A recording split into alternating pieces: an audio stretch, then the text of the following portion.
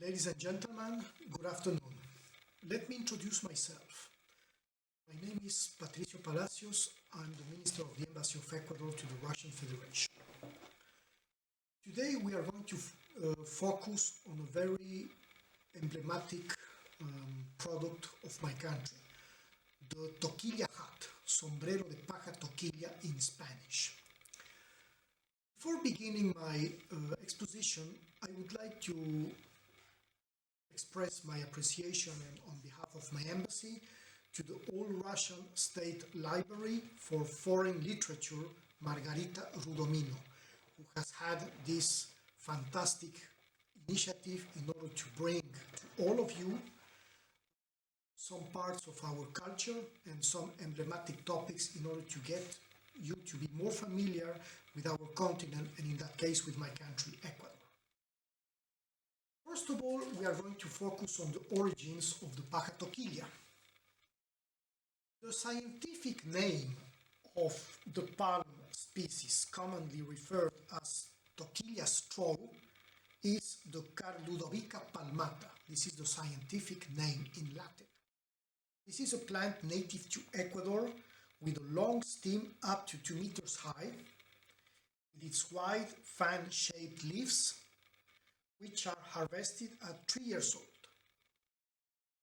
The common name toquilla comes from the use that the pre-Columbian ancestrals of our people gave to this fever, who settled in the current Ecuadorian territory in the form of taches, which they protected themselves from the weather.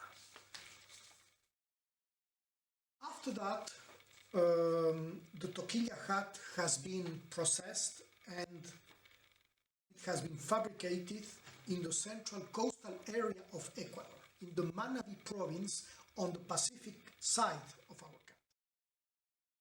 This is currently the Manabí province, and in 1630 the local warp technique was combined with the shape of the Spanish hats, which was the direct influence from the metropolis, because at that time our country and all Latin America were part of the Spanish Empire. In 1796, King Charles IV of Spain abolished the fees for manufacturers and authorized the establishment of workshops and factories in the colonies of America, including those of hats and straw hats. That tradition started to open a very wide market, not only in the territories of the American hemisphere, but also to Europe and other parts of the world. Actually, what happened is that the cotton production declined and the cost of the raw materials of the straw hats was very low, so it was convenient to produce it in relation to the same price. That allowed a good profit margin.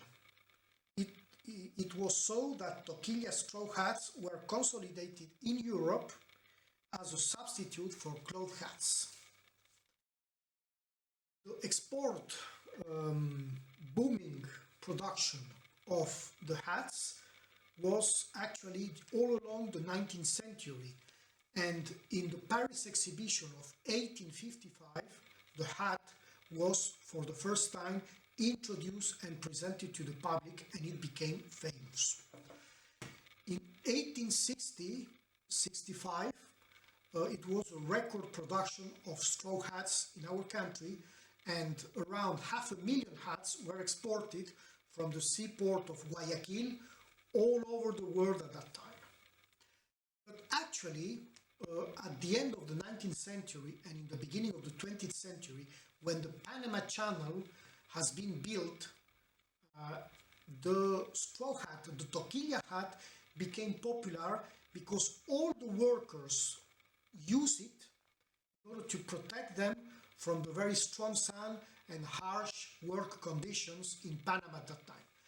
That was the main reason why the toquilla straw hat was known as Panama hat, which lasted for many decades, and it became known with this denomination all over the 20th century and even until recent years. It became popular since then. Now we are going to focus on the geographical location of the hats.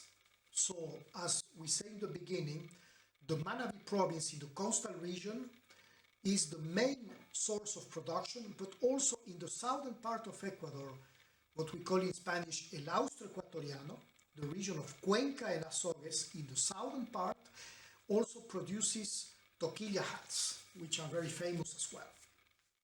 Topic also focus that the toquilla plant can be used for handicraft materials.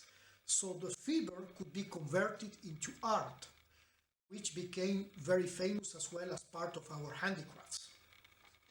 You can find in our local markets caps, boxes, jewelry, wallets, clothes, cup holders, flowers, among many others. Most of them are made in order to take advantage from the remaining waste of the fiber after the production of the fine hats. So nothing is waste, definitely.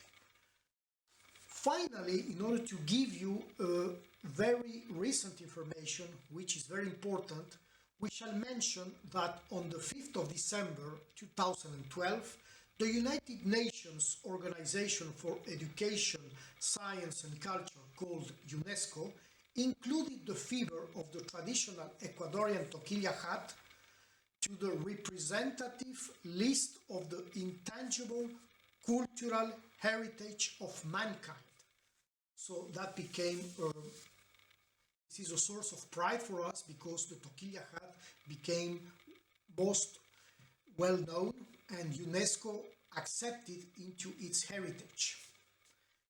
On the other hand, we shall say that the Montecristi hat, which is the main city in the Manabí province where the toquilla hats are produced, has the geographical denomination of origin in the World Intellectual Property Organization, YPO, in Geneva. So we strongly recommend you to use those hats. You will find them very popular. And actually, the more knots it had, the better and the more valuable it is. You will find it as an excellent ally in order to protect you from the strong sun, mainly in summer and in spring, but also as an elegant feature for you, for your wife, for your relatives, and for your friends. Please become familiar with the sombrero de paja toquilla. Thank you very much.